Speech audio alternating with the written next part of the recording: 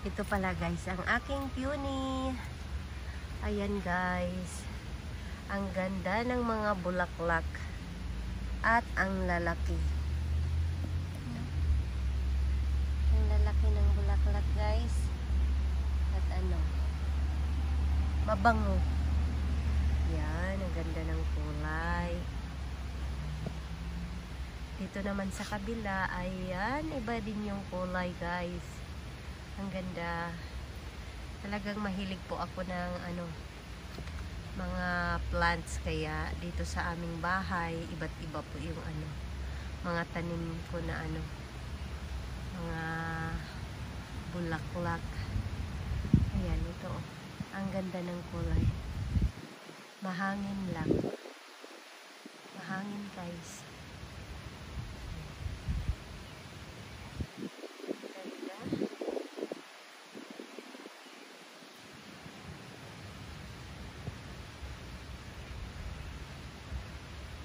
Unang balik pa lang to ng guys, ng aking peony. Nung nakaraang lang to, nung nakaraang summer ko lang to tinanim. Tapos ngayon, ayan, ang ganda-ganda na niya. Ang kapal na. Ang gaganda pa ng kulay.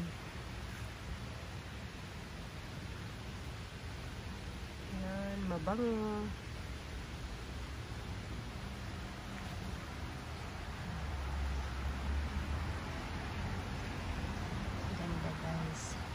At dito naman yung pinakita ko nung nakaraan. Itong aking clematis. Ayan. Pakita ko lang din ulit. Ang sipag mamulaklak. Kumpol-kumpol guys yung bulaklak ng aking clematis. Yung iba na. Nagsilaglagan na yung bulaklak niya. Kagaya niyan. Yan, ganyan na lang siya kasi nalaglag na. Pero mas kinalaglag na yung iba, marami pa rin bumuka. Yan.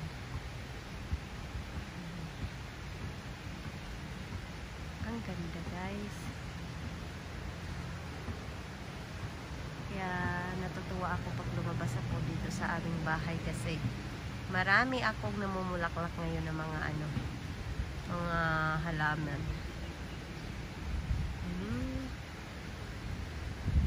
Malaki. Malaki yung mga bulaklak ng clematis guys.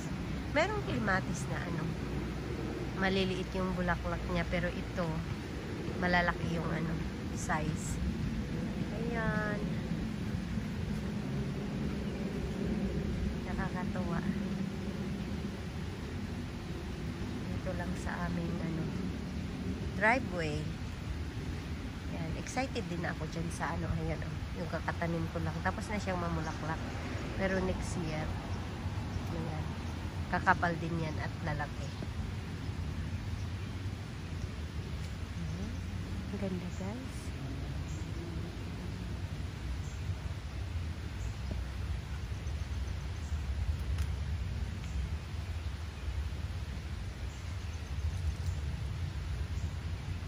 Yan, thank you for watching.